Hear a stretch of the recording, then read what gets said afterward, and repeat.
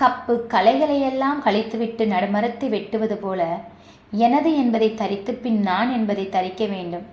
எனது என்பதை திடீரென்று மறந்துவிட முடியாது. எனது என்பதை பிறரது என்று மாற்ற வேண்டும்.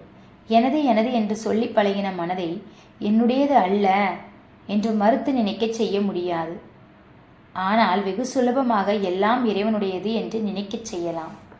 அன்றே என்ற நாவியும் உடலும் உடைமை எல்லாமும் குன்றே அணையாய் என்னை ஆட்கொண்ட போதே கொண்டிலையோ இன்றோருடை இருரணக் குண்டோ எண்டோல் முக்கன் எம்மானே நன்றே செய்வாய் பிழை செய்வாய் நானே இதற்கு நாயகனே என்று மணிவாசகர் சொல்கிறார்.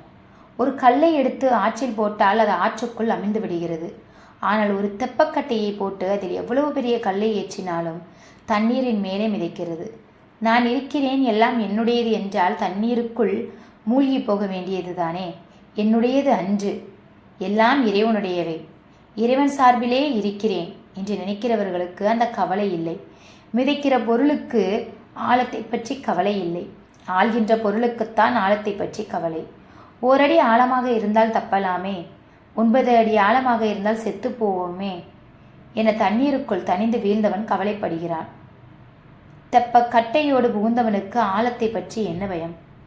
உலகத்தில் துன்பங்களுக்கு நடுவில் வாழ்கிற மனிதனுக்கு இறைவன் திருவிரல் தெப்பமாக இருந்தால் எத்தனை துன்பங்கள் வந்தாலும் கலங்க மாட்டான். துன்பங்கள் இருந்து கொண்டுதான் இருக்கின்றன. உலகம் மாறிடவில்லை. அருளை தெப்பமாக பெற்றவனும் வேறிடம் போவதில்லை. எந்த ஊரில் எந்த மக்களுக்கு இடையே வசித்து வந்தானோ அதே ஊரில் அதே மக்களுக்கிடையே தான் அவன் வசித்து வருவான். ஆற்றுக்குள் எத்தனை மேடு பள்ளம் இருந்தாலும் கல் முள் இருந்தாலும் ஆற்றின் மேல் தெப்பத்தில் மிதக்கிறவனுக்கு அவற்றை பற்றி என்ன கவலை? அவன் ஆற்றின் மேலே தானே இருக்கிறான். அதே போல உலகமாகிய ஆற்றில் இறைவன் அருளாகிய தெப்பத்தின் மீது ஏறிக்கொண்டவர்களுக்கு உலகத்தில் எத்தனை துன்பங்கள் இருந்தாலும் கவலை இல்லை. அவர்கள் உலகத்திலே தான் இருக்கிறார்கள், ஆனால் துன்பம் அடைவதில்லை. மழை பெய்கிறது, வீதியில் போகிறவர்கள் குடுகுடு என்று ஓடி மழைக்காக ஒதுங்கிக் கொள்கிறார்கள். ஆனால் ஒருவன் மாத்திரம் போய்கொண்டே இருக்கிறான், மலையில்தான் போய்கொண்டிருக்கிறான். மழை எங்கும் பெய்து கொண்டே இருந்தாலும் அவனளவில் மழை இல்லை போல இருக்கிறது. காரணம், அவன் கையில் குடை வைத்திருக்கிறான். மழை பெய்து கொண்டிருக்கும் பொழுது மழை இல்லாதது போன்ற நிலை அவனளவில் வந்துவிடுகிறது. எம்பெருமானின் திருவருள் நமக்கு குடையாக இருந்துவிட்டால் உலகில் எத்தனை துன்பம் இருந்தாலும் நம்மளவில் துன்பம் இல்லாத நிலை வந்துவிடும். உலகத்தில் துன்பம் என்றும் இன்பம் என்றும் வேறு பிரித்து பகை என்றும் நட்பென்றும் வேற்றுமை கொள்வதற்கு நம் அகங்கார மமகாரமே காரணம். ஞானிக்கு எல்லாரும் நண்பர்கள். உலகத்தில் உள்ள குழந்தைகள் எல்லாரும் இறைவன் குழந்தைகள். உலகில் நிகழ்கின்ற எல்லா செயல்களும் அவனால் நிகழ்கின்றன. அடிப்பதும் அணைப்பதும் ஒன்றே ஆகும் என்ற ஞானம் அவர்களிடம் இருக்கிறது. கருப்பு, சிவப்பு, பச்சை என்ற வர்ணங்கள் இருக்கின்றன. எல்லாம் நிறங்களே. முல்லை போல சித்திரம் போட்டாலும் பூவை போல சித்திரம் போட்டாலும் சித்திரங்களே. இரண்டும் சித்திரங்களுக்குள்ளும் உயர்வு தாழ்வு இல்லை. ஆனால் நாம் நம்முடைய அகங்கார மமகாரங்களுடன் தொடர்பு படுத்தி பார்த்து வர்ணங்களுக்குள்ளும் சித்திரங்களுக்குள்ளும் உயர்வு தாழ்வு கற்பிக்கிறோம். பலாப்பழத்தை விரும்புகிறோம், பாகற்காயை வெறுக்கிறோம். பாகற்காயை சுவைத்து சாப்பிடுகிறவனும் இருக்கிறான், பலாப்பழத்தை வெறுக்கிறவனும் இருக்கிறான். பலாப்பழம், பாகற்காய் இரண்டும் ஒன்றுக்கொன்று உயர்வு தாழ்வு வேறுபாடு அற்றன. இருந்தாலும் ஒவ்வொரு மனிதனும் தன் அளவில் வேறுபாடாக காண்கிறான். அவன் உள்ளத்தில் உள்ள வேறுபாடு பொருள்களுக்குள் உயர்வு தாழ்வை நிர்ணயம் செய்கிறது. அகங்காரம் மமகாரம் அற்ற நிலையில் இறைவன் திருவருளோடு ஒன்றுபட்ட ஒருவனுக்கு உலகம் முழுவதும் நல்லதாக இருக்கும். ராமகிருஷ்ண பரமஹம்சர் ஒரு கதை சொல்கிறார். ஒரு பெரியவர் ஒரு நாள் பிரசங்கத்தில் உலகத்தில் உள்ள எல்லாம் பிரம்மம் என்று சொன்னாராம். அதை ஒருவன் கேட்டுவிட்டு எல்லாம் பிரம்மம் என்று கூவிக்கொண்டே போனான். போகும் வழியில் ஒரு மதம் பிடித்த யானை வந்தது. அதன் மேல் இருந்த பாகன், ஐயா ஐயா நகர்ந்து போங்கள் என்று சொன்னான். போடா போ, எல்லாம் பிரம்மம் என்று சொல்லி அவன் போனான். யானை துதிக்கையால் பிடித்து அவனை தூக்கி எறிந்து விட்டது. நல்ல வேளை அவன் சாகவில்லை. உடனே உபதேசம் செய்தவரிடம் அவன் சென்று, எல்லாம் பிரம்மம் என சொன்னீர்களே, அந்த யானை என்னை தூக்கி எறிந்து விட்டதே என்றானாம். அதற்கு அவர், ஆம் சொன்னேன், யானையை பிரம்மம் என்று எண்ணினாய், அதன் பாகனும் பிரம்மந்தானே.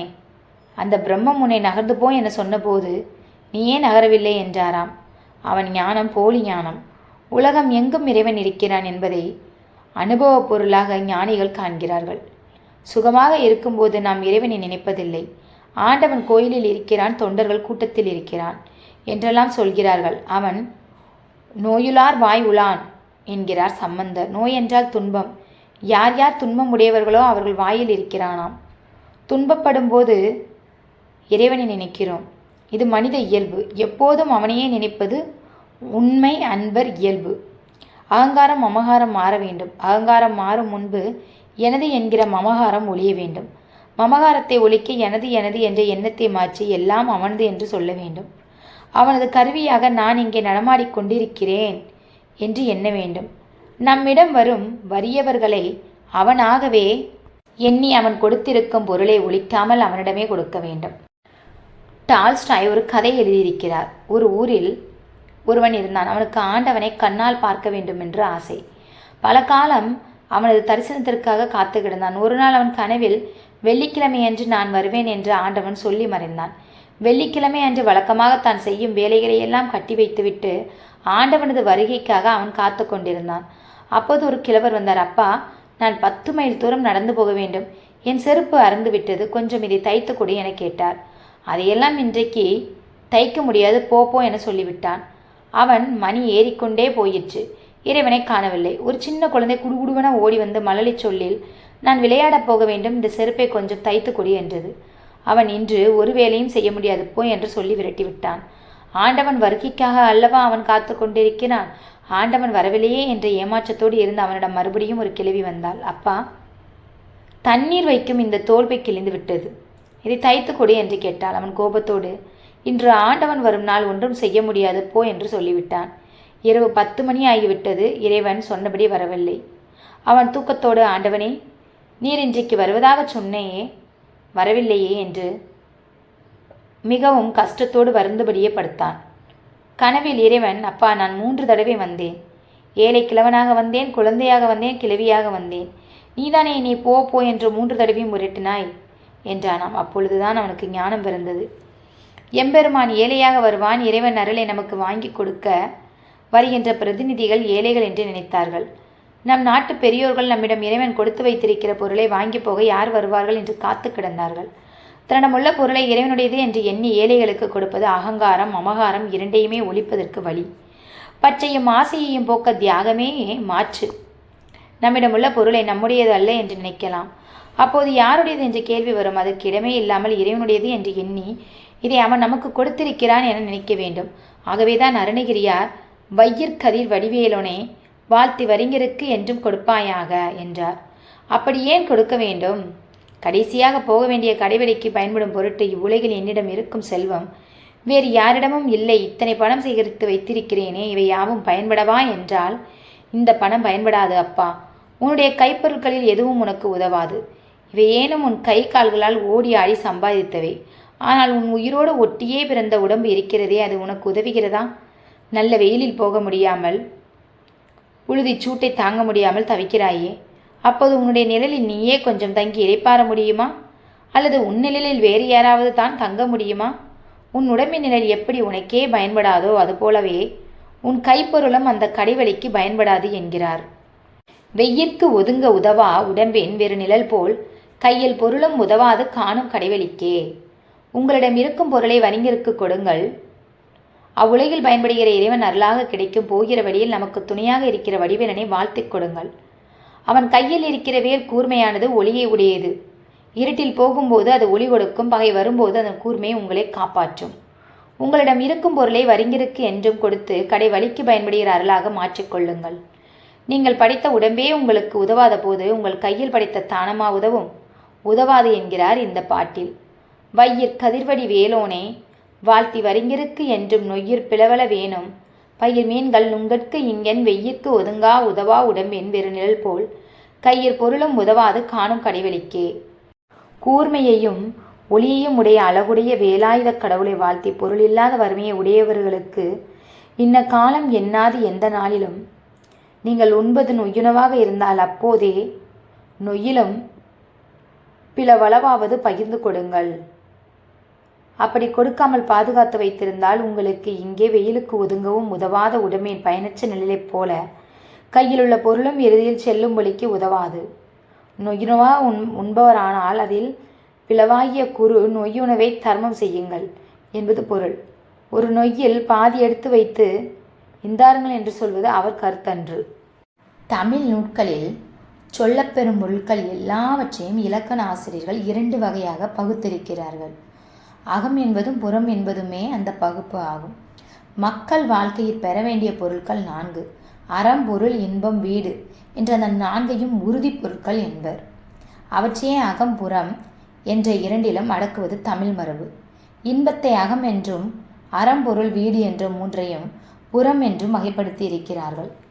அகம், காதல், கற்பு என்ற இன்ப வாழ்க்கையின் வகைகளை சொல்வது புறம், அறம், பொருள், வீடு என்ற 3ஐயும் சொன்னாலும் பெரும்பாலும் பொருளின் வகையாகிய வீரத்தை பற்றியே சொல்லும். ஆதலால் அகம் என்றால் காதலும் புறம் என்றால் வீரமுமே முதலில் நினைவுக்கு வரும். காதல் வாழ்க்கையின் பல துறைகளை விரிந்துரைப்பது. அகப்பொருள் இலக்கணம் வீர வாழ்க்கையின் பல துறைகளை விரிவாகச் சொல்வது புறப்பொருள் இலக்கணம். காதலும் வீரமும் 2 கண்களைப் போல தமிழர்களால் போற்ற பெற்றவை. பெண் என்றால் காதலும் ஆண் என்றால் வீரமும் நினைவுக்கு வருகின்றன. பெண்ணின் இயல்பு காதலை உண்டாக்குதல், விருப்பத்தை கிளறச் செய்தல். அதனால் மாதர் காதல் என்று தொல்காப்பியம் சொல்கிறது. மாதர் என்ற சொல்லுக்கே காதல் என்று பொருள். பெண்ணின் தன்மை பெட்பு, அதற்கு விருப்பம் என்று பொருள். இப்படியே ஆணின் தன்மை ஆண்மையாகும். ஆண்மை என்ற சொல்லுக்கு வீரம் என்று பொருள். ஆண்டவனுடைய இயல்புகளுள் வீரம் தலை சிறந்தது என்பது இதனால் தெரிய வரும். பெண்ணால் காதலும் ஆணால் வீரமும் வளர்கின்றன. பெண்ணின் காதலை ஆணின் வீரம் பாதுகாக்கிறது. ஆணும் பெண்ணுமாக மக்கள் உருக்கொண்டு வாழும் உலகத்தில் வீரமும் காதலும் வாழ்க்கையை அரண் செய்து இன்பத்தை ஊட்டுகின்றன. வீர வாழ்க்கையும் காதல் வாழ்க்கையும் கவிஞரால் காப்பியங்களில் சிறப்பாக வர்ணிக்க பெறுகின்றன. முருகன் வீரத்தை பாதுகாக்கும் தெய்வம், வீரம் நிறைந்த தெய்வம். அவன் தேவர் படைத்தலைவன், போர் பல செய்து வெற்றி பெற்றவன். அவன் திருக்கரத்தில் உள்ள வேல் அவன் வீர சிறப்புக்கு அடையாளமாக இருக்கிறது. படைகளுக்குள் வில், வாள், வேல் என்பவை சிறந்தவை. அவற்றிலும் வேல் சிறந்தது. அதனை கை கொண்ட முருகன் பெரிய வீரன் என்று திருமுருகாற்றுப்படை அவனை போற்றுகிறது. வீரத்தில் சிறந்து நிற்பது போலவே முருகன் காதலிலும் சிறந்து நிற்கிறான். காதலை பாதுகாக்கும் தெய்வம் அவன். வள்ளியம்பிராட்டியிடம் காதல் சிறந்து நின்ற பேரழகன் அவன். வீரமும் காதலும் சிறந்த முருகனை மங்கையர் கனவ மைந்தர் ஏரே என்று நக்கீரர் பாராட்டுகிறார். காதல் சிறப்பே அவன் அணிந்த மாலை காட்டுகிறது. அவன் வெவ்வேறு வகையான மாலைகளை அணிவதுண்டு. அவனுக்கு அடையாள மாலை காந்தல். அவனுடைய காதலுக்கு அடையாளமாக இருக்கும் மாலை கடம்பு. அதை போகத்துக்கு உரிய மாலை என்று நச்சினார்க்கினியன் சொல்வார். முருகனது வீரப் பெருமையை அவன் திருக்கரத்தில் உள்ள வேலும், காதற் பெருமையை அவன் திருமார்பில் அணிந்த கடம்ப மாலையும் புலப்படுத்துகின்றன. அந்த 2ஐயும் ஒரு சேர நினைக்கிறார் அருணகிரிநாதர். சொன்ன கிரௌஞ்ச கிரி ஊடுருவ தொலைத்தவே வேல், மன்ன கடம்பின் மலர் மாலை மார்ப. முதலில் வேலை பற்றி சொல்கிறார். அது கிரௌஞ்ச மலையை துளைத்தது. அதன் ஊடே புகுந்து உருவியது. யானை, குதிரை முதலியவற்றையும் காலாலையும் ஊடுருவிச் செல்வது எளிது. குருதியும் தசையும் உள்ள உடம்புகள் ஆதலின் பச்சை மரத்தில் ஆணி இறங்குவது போல வேல் புகுந்துவிடும். ஆனால் கிரௌஞ்ச மலை பாறையாக இருப்பது. அம்பும் வேலும் தன்பால் வந்து மோதினால் அவற்றின் முனைகளை மழுங்கச் செய்யும் வன்மையை உடையது அந்த மலை. அது சொர்ணமயமானது என்று அருணகிரியார் சொல்கிறார். பொன்னஞ்சிலம்பு புலம்பவரும் எங்கோன் என்று கந்தர் அலங்காரத்திலும், கனக கிரியை பொறும் வேளா என்று திருப்புகழிலும் கிரௌஞ்சமலையை தங்கமலை என்று பாடியிருக்கிறார். வெள்ளிமலையாக இருப்பதே தன் மாயத்தால் தங்கமலையாகவும் நிற்கலாம். கந்த புராணத்தில் உள்ள வரலாறுகள் வெவ்வேறு வகையாக வழங்கி வருகின்றன. பழங்காலத்தில் முருகனை பற்றி வழங்கிய வரலாறுகள் பல பிற்காலத்தில் மறைந்தன. புதிய வரலாறுகள் எழுந்தன. பிற நூட்களில் காண இயலாத பல வரலாறுகள் அருணகிரியார் வாக்கில் வரும். அப்படி உள்ளவற்றில் ஒன்று கிரௌஞ்சமலை பொன்மயமானது என்பது. இறுகிய பொன்னாக நின்ற கிரௌஞ்சத்தில் ஊடுருவிச் சென்று முருகனுடைய வேல் தொலைத்தது. வேல் தொலைத்தது என்று கூறினாலும் அந்த செயலுக்குரிய வீரம் முருகனிடம் இருப்பதுதான். அவன் வேலை ஏவினான், அது தொலைத்தது. வீரம் படைத்த வேலாயுதத்துடைய மன்னனாக முருகனை பரவிய அருணகிரியார் அடுத்தபடி அவனது மாலையை சொல்கிறார். அவன் வெற்றி, காந்தல், கடம்பு முதலிய மாலைகளை அணிபவன். கடம்பு அவன் திருமார்பில் அணியும் மாலை. குறிஞ்சி நிலத்திலே மலரும் மலர் கடம்பு. அம்மலர் சக்கரத்தை போல உருளும், மாலை தொடுத்தாற் போல அதன் கொத்து இருக்கும். முருகன் அலங்காரம் செய்து கொண்டு தன் தேவிமாரோடு உல்லாசமாக இருக்கும்போது அணிகிற மாலை அது. அலங்கலன வெண் கடம்பு புனைந்து புணரும் குறிஞ்சி அணங்கை மனம் முன்புணர்ந்த பெருமாளே என்று திருப்புகழில் வருகிறது. கடம்பு மாலையை அணிந்து வள்ளியம்பிராட்டியோடு இன்புற்றானாம் முருகன். வீரத்துக்கும் காதலுக்கும் நாயகனான வைவேல் மன்னனாகவும் கடம்பணியும் மார்பனாகவும் இருக்கும் முருகனை ஏத்துகிறார் அருணகிரியார். சொன்ன கிரௌஞ்ச கிரி ஊடுருவ தொலைத்தேவை வேல் மன்ன கடம்பின் மலர் மாலை மார்ப. அருணகிரியார் முருகனுடைய திருவருளில் திளைத்து இன்ப அனுபவம் பெற்றவர். இறைவனை வழிபட்டு அன்பு முருக முருக பல வகையான அனுபவங்கள் உண்டாகும். யோகம் செய்தாலும் உபாசனை செய்தாலும் துற உள்ளத்தோடு உன்முக நோக்கிலே ஈடுபட்டாலும் இறைவன் அருள் பதிய பதிய புதிய புதிய அனுபவம் உண்டாகி வரும். முக்தி இன்பம் என்பது முடிந்த முடிவாகிய அனுபவம். அதற்கு முன் எத்தனையோ படிகள் உண்டு. சாதனங்களை மேற்கொண்டு ஒரு காலைக்கு ஒரு கால் பயிற்சி முற்றி வரும்போது அனுபவம் முதிர்ந்து வரும். பயிரை விளைக்கையில் நாளுக்கு நாள் பயிர் வளர்ந்து பல நிலைகளை அடைவது போல அனுபவம் வளரும். புத்தகத்தை படித்தும் இறைவனை பற்றிய செய்திகளை கேட்டும் பெரும் அறிவு நமக்கு இறைவன் அருளை பெற வேண்டும் என்ற ஆசையை உண்டாக்குமே அன்றி அனுபவத்தை உண்டாக்காது. நெல்லின் வகைகளை பற்றியும் நெற்பயிர் விளைவிக்கும் திறத்தை பற்றியும் வேளாண்மையில் நேரும் இடையூறுகளை பற்றியும் எவ்வளவு தெரிந்து கொண்டாலும் நெல் அறுவடை செய்ய இயலாது. உழுது பரம்படித்து விதைத்து பயிர் செய்தால்தான் நெல்லை அறுவடை செய்யலாம். முயற்சி இல்லாமல் எந்த காரியமும் கைகூடாது. ஒரு கவளம் சோறு கிடைக்க வேண்டுமாயின் அதற்காக எவ்வளவோ பாடுபட வேண்டியிருக்கிறது. அன்ன சத்திரங்களின் விலாசங்களை மாத்திரம் தெரிந்து வைத்து கொண்டால் சோறு நம் வாயில் வந்து விழாது. சோற்றை தேடி அலைய வேண்டும். அதை பெறுவதற்கு என்ன காரியம் செய்ய வேண்டுமோ அதை செய்ய வேண்டும். அதற்கே அப்படியானால் உயிருக்கு இன்பம் தரும் அனுபவம் எளிதில் வருமா? நூலறிவினால் அதனை பெற இயலாது. பல ஆண்டுகள் முயன்றும் தமக்கு இறையறல் அனுபவம் கிடைக்கவில்லையே என்று ஏங்குபவர்கள் இருக்கிறார்கள். அனுபவத்தில் பல நிலைகள் உண்டு என்று சொன்னேன். இறைவன் திருநாமத்தை சொன்னால் நாக்கு இனிக்கும் என்று பக்தர்கள் சொல்கிறார்கள். அந்த அனுபவம் நமக்கு தெரியாது. இறைவனை நினைத்தால் மனம் இனிக்கும் என்கிறார்கள். அது மற்றொரு அனுபவம். பார்த்தாலும் நினைத்தாலும் படித்தாலும் படிக்க பக்க நின்று கேட்டாலும் பரிந்துளுணர்ந்தாலும் ஈர்த்தாலும் பிடித்தாலும் கட்டி அணைத்தாலும் இத்தனைக்கும் தித்திக்கும் இனித்த சுவைக்கரும்பே என்று ராமலிங்க சுவாமிகள் பாடுகிறார். அது ஒரு அனுபவம். உண்மையாக முயற்சி செய்பவனுக்கு கைமேல் பலன் உண்டு.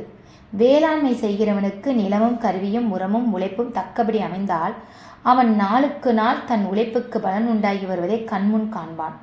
இறைவனுடைய அருளுக்காக ஏங்கி நின்று அன்பு செய்யும் அன்பர்களுக்கும் நாளுக்கு நாள் அனுபவத்தில் வளர்ச்சி தெரியும். நான் செய்கிற பக்தி சரிதானா என்று பிறரை கேட்க வேண்டிய அவசியமே இல்லை. சோறு வயிற்றில் போக போக பசி அடங்கி வருவதை உண்டவன்தானே அறிகிறான். அவன் வேறு ஒருவனிடம் போய் எனக்கு பசி தீர்ந்து விட்டதா என்று கேட்பதில்லை. இறைவன் அருளுக்காக முயலும் அன்பு நெறியில் கிடைக்கும் அனுபவம் அவரவர்களுக்கு தெரியும். அந்த அனுபவம் முதிர்ந்து வருவதும் அவர்களுக்கு தெரியும். முயற்சி செய்யாதவர்களுக்கு, சாதனத்திலே ஊக்கம் இல்லாதவர்களுக்கு அனுபவம் பெற்றவர்கள் ஏதேனும் சொன்னால் கதையாக தோன்றும், கற்பனையாக தோன்றும், நம்பிக்கை பிறக்காது. ஆனால் ஓரளவு முயற்சி செய்து அதனால் விளைந்த அனுபவத்தை பெற்றவர்களுக்கே அனுபதிமான்களின் வாக்கு கேட்கும்போது ஐயோ, இந்த அனுபவத்தை நாம் இன்னும் பெறவில்லையே என ஏக்கம் உண்டாகும். தாம் செய்த முயற்சியின் அளவுக்கு ஒரு வகை அனுபவம் பெற்றவர்கள் ஆதலின் பெரியவர்கள் கூறும் அனுபவங்கள் உண்மையானவையே என்று தோன்றும். தாம் பெற்ற சிறிய அனுபவம் ஒரு காலத்தில் பொய்யாக அவர்களுக்கு தோன்றியிருக்கும். ஆனால் இப்போது அது மெய் என்று தெளிந்திருக்கிறார்கள். இது முயற்சியின் பயனாக விளைந்த போது எப்படி மெய்யாக தோன்றுகிறதோ அப்படியே இன்னும் முறுகிய முயற்சியினால் பெரியவர்கள் பெற்ற மேலான அனுபவம் மெய்யாக தோன்றும் என்ற அறிவு அவர்களுக்கு உண்டாகும். அருணகிரிநாதர் பெற்ற அனுபவ வகைகளில் ஒன்றை இப்போது சொல்கிறார். அதை அருளிய வைவேல் மன்னனை கடம்ப மலர் மாலை அணிந்த மார்பனை பார்த்து சொல்கிறார். அந்த அனுபவம் அவருக்கு வியப்பை மூட்டுகின்றது. அது என்ன அனுபவம்? இந்த உடம்பு இறந்து போய் விட்டதாம், இறந்தே விட்டது இவ்வுடம்பே. உடம்பு இறந்து போனால் இந்த பாட்டை எப்படி பாடினார்? உயிர் உடம்பினின்றும் போய்விட்டால் இறந்துவிட்டான் என்று சொல்கிறோம். இறத்தல் என்ற சொல்லுக்கு விட்டு நீங்குதல் என்பதுதான் பொருள். உடம்பிலிருந்து உயிர் விட்டு நீங்குவதால் உயிர் இறந்து விட்டது என்று சொல்வதுதான் பொருத்தம். முத்தப்பன் இறந்துவிட்டான் என்று சொல்கிறோம். முத்தப்பன் என்ற பெயராலே குறிக்கப்பட்ட உடம்பு எங்கும் போகவில்லை, உயிர்தான் போயிற்று. அந்த உடம்பு உயிரோடு இருந்தபோது முத்தப்பன் என்று அடையாளம் சொல்லுகிறோம். அவர் என்று சூட்டும் பொருள் உயிர்தான். அவர் போய்விட்டார் என்னும்போது போனது உயிர்தானே. ஆகவே உயிர்தான் இறந்ததே என்று உடல் இறக்கவில்லை. உயிர் இறந்ததனால் உடம்பு பிணமாயிற்று என்று வேண்டுமானால் சொல்லலாம். உடம்பு இருக்க உயிர் போகிற நிலை அது. அருணகிரிநாதர் அதை சொல்லவில்லை. உயிர் இருக்கும்போது உடம்பு இறந்து விட்டதாம். இது வேடிக்கையாக இருக்கிறதல்லவா? உடம்பு இறந்து விட்டது என்று கூறுவதற்கு என்ன பொருள் என்று சிந்திக்க வேண்டும். உயிர் இறந்த பிறகு உடம்பு இருந்தாலும் அதில் உணர்ச்சி இருப்பதில்லை. அதை வெட்டினாலும் குத்தினாலும் துடிப்பதில்லை. கொசு கடித்தால் உடனே துள்ளுகிறோம், புண் வந்தால் துடியாய் துடிக்கிறோம். இதே உடம்பு உயிர் இறந்த பிறகு என்ன பண்ணினாலும் உணர்ச்சியின்றி கட்டையாகி விடுகிறது. உயிர் போன உடம்புக்கும் உயிர் போகாத உடம்புக்கும் இந்த வேற்றுமை இருக்கிறது. உயிர் போன பிறகு வரவேண்டிய நிலை உயிர் இருக்கும்போது உடம்புக்கு வந்துவிட்டதாம். அதைத்தான் இறந்தே விட்டது இவ்வுடம்பே என்று அருணகிரி முனிவர் சொல்கிறார். அப்படி உணர்ச்சி இல்லாமல் உயிருள்ள உடம்பு இருக்குமா என்று கேட்கலாம். ஒருவன் அயர்ந்து தூங்குகிறான், உடம்பு மறந்து தூங்குகிறான் என்று சொல்கிறோம். மூட்டைப்பூச்சி கடிக்கிறது, அது அவனுக்கு தெரியவில்லை. அந்த அளவுக்கு அவன் உடம்பிலே உணர்ச்சி இருப்பதில்லை. அந்த பூச்சி அழுத்தமாக கடித்தால் சற்றே புரண்டு ஒடிக்கிறான். மயக்கம் போட்டு விழுந்தவனை பாருங்கள், அவன் மண்டையில் காயம்பட்டு ரத்தம் ஒழுகுகிறது. ஆனாலும் அவனுக்கு உணர்ச்சி இருப்பதில்லை.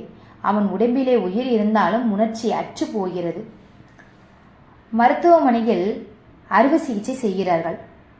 உணர்ச்சி மரத்து போக ஊசி குத்தி சஸ்திர சிகிச்சை செய்கிறார்கள். கத்தியினால் அறுத்து மருந்து போட்டு பின்பு தைக்கிறார்கள். அப்போதெல்லாம் அவன் உடம்பில் உணர்ச்சியே இருப்பதில்லை. உயிர் உடம்பில் இருக்கும்போதே உணர்ச்சி அற்று போகும் நிலை வருவது அனுபவபூர்வமானதுதான் என்று இவற்றால் தெரிகிறது அல்லவா? தூக்கத்தால் ஓரளவு உணர்ச்சி மறைக்கிறது, மயக்கத்தாலும் மறைக்கிறது, மருந்தினால் உணர்ச்சி மறத்து போகிறது. அப்படியே ஒரு வகை நிலையில் யோகியர்களுக்கு உடம்பு உணர்ச்சியற்று போகிறது. உடம்பு இருந்தும் இறந்துவிட்டது போல ஆகிவிடுகிறது. அந்த நிலையில் பெற்ற அனுபவத்தையே இறந்தே விட்டது இவ்வுடம்பே என்று அருணகிரியார் சொல்கிறார். அந்த நிலை எவ்வாறு வந்தது என்பதை அவர் சொல்கிறார்.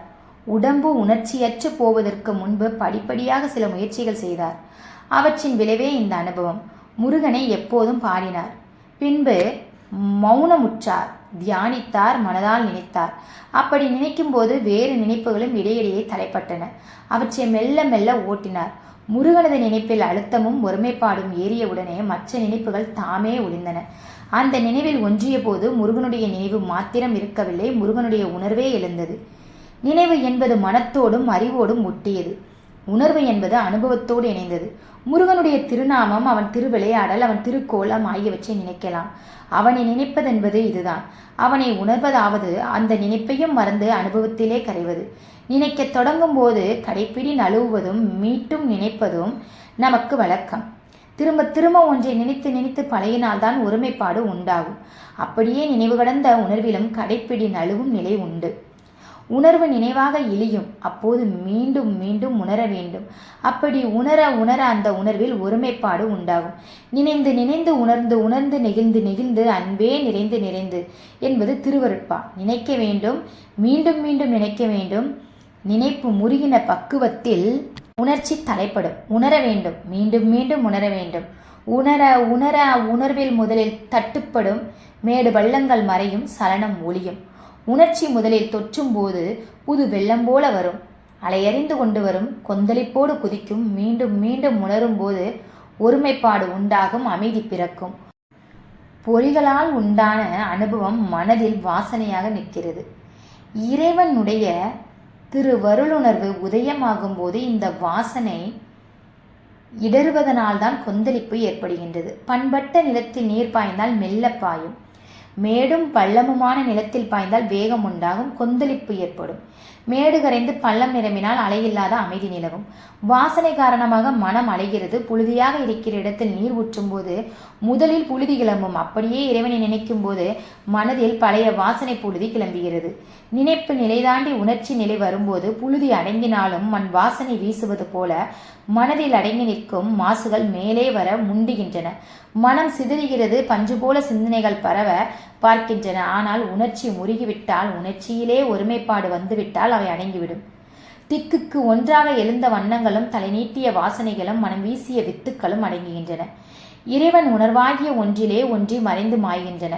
அப்போது ஒருமைப்பாடு வருகிறது. எல்லாம் ஒருமுகப்பட்டு உணர்வு மயமாக நிற்கும் அனுபவம் அது. நினைப்பு உள்ளவரையில் மனம் இயங்கியது, உணர்வு உள்ளவரையில் உள்ளம் இயங்கியது. மனம் நின்றபோது அனுபவத்தை உணரும் உள்ளம் இயங்கத் தொடங்கியது. மனம் இயங்கும்போது உருவம் நாமம் எல்லாம் நினைவிருந்தன. அவன் நாமமும் உருவமும் தியானத்துக்கு தட்டுப்பட்டன.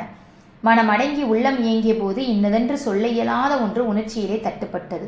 அதை வடிவம் என்று சொல்ல இயலாது, நாமம் என்று சொல்ல இயலாது. ஆனால் ஒன்று இருப்பது தெரிந்தது. அதுவே இந்த அனுபவத்துக்கு நிலமாக இருப்பதும் தெரிந்தது. அப்படி இருக்கும் நிலையே குணமுள்ள நிலை. அதற்கு வடிவில்லை, ஆனால் அனுபவத்தை தரும் இயல்பு உண்டு. அப்படி சொல்வதை விட நாம் வேறாக நின்று இதை அனுபவிக்கிறோம் என்ற உணர்ச்சியை தரும் வேறுபட்ட நிலை உண்டு என்று சொல்லலாம். அதுதான் குணம். உணர்வு ஒன்றியது, எல்லாம் ஒருங்கியது. அப்போது அந்த குணமும் மறைந்தது. அடையாளம் ஒளிந்தது. நான் அனுபவிக்கிறேன் என்ற உணர்வும் மறைந்தது. மயக்க மருந்தை மூக்கிலே காட்டும்போது டாக்டர் 1 2 என்று எண்ணச் சொல்கிறார். எண்ணிக்கொண்டே வருகிறவன் கடைசியில் எண்ணுவதை மறந்து தன்னையும் மறந்து விடுகிறான். அது போன்ற நிலை இப்போது வருகிறது. இதுவரையில் ஏதோ பிளம்பாக தோன்றிய ஒன்றில் மூழ்கிச் செயலற அனுபவ உணர்ச்சி மாத்திரம் தோற்றியது. இப்போது அதுவும் நழுவியது. அனுபவம் இது. அனுபவிப்பவன் நான் என்ற வேறுபாடே இல்லை. நிற்குணமான நிலையில் தன்னையும் மறக்கும் அனுபவம் ஏற்படுகிறது. கருவி கரணம் கலன்ற நிலை இது என்பார்கள். இத்தகைய அனுபவத்தை படிப்படியாக சொல்கிறார் அருணகிரியார். நான் உன்னை உணர்ந்தேன், இடையே வாசனை கலைத்தது. மீண்டும் உணர்ந்தேன், இந்த உணர்ச்சியை அடுத்தடுத்து இயங்கச் செய்தேன். நின்னை உணர்ந்து நினைப்பு கடந்து உணர்வுலகத்திலே பல முறை ஊற்றம் பெற்று முருகிய போது பல திசையில் சிதறிய எண்ணமும் உணர்வும் ஒன்றி ஒருமுகப்பட்டன. அப்போது வடிவில்லாத உருவில்லாத அடையாளமில்லாத குணமில்லாத நிற்குணமே பூண்டிருந்தேன். நின்னை உணர்ந்து எல்லாம் ஒருங்கிய நிற்குணம் பூண்டு அப்போது நான் பெற்ற அனுபவம் வேறு.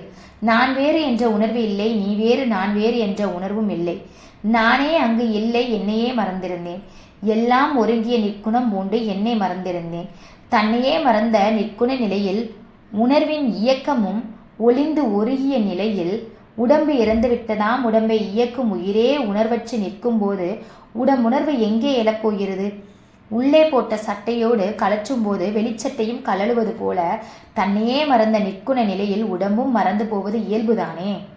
முருகனுடைய தியானத்தினால் இந்த அனுபவம் விளைந்ததென்று அருணகிரி பெருமாள் சொல்கிறார். என்னை மறந்திருந்தேன், இறந்தே விட்டது இவ்வுடம்பே. முருகனுடைய வீர வேலையும் கடம்ப மாலையையும் நினைத்து தியானம் பண்ண தொடங்கினால் நாளடைவில் நினைப்பிலே ஒருமை உண்டாகும். பிறகு உணர்வு தலைப்படும். அப்பால் உணர்வில் ஒருமைப்பாடு வரும். எல்லாம் ஒருங்கிய ஒருமைப்பாட்டிலே குணங்குறி கடந்த நிற்குண அனுபவம் நிகழும். அப்போது கருவி கரணம் கலன்று தன்னை மறந்து தன் உடம்பை மறந்து நிற்கும் இன்பம் ஏற்படும். சொன்ன கிரௌஞ்ச கிரி ஊடுருவ தொலைத்த வைவேல் மன்ன கடம்பின் மலர் மாலை மார்ப மௌனத்தை உற்று நின்னை உணர்ந்து எல்லாம் ஒருங்கிய நிற்குணம் பூண்டு என்னை மறந்திருந்தேன், இறந்தே விட்டது இவ்வுடம்பே.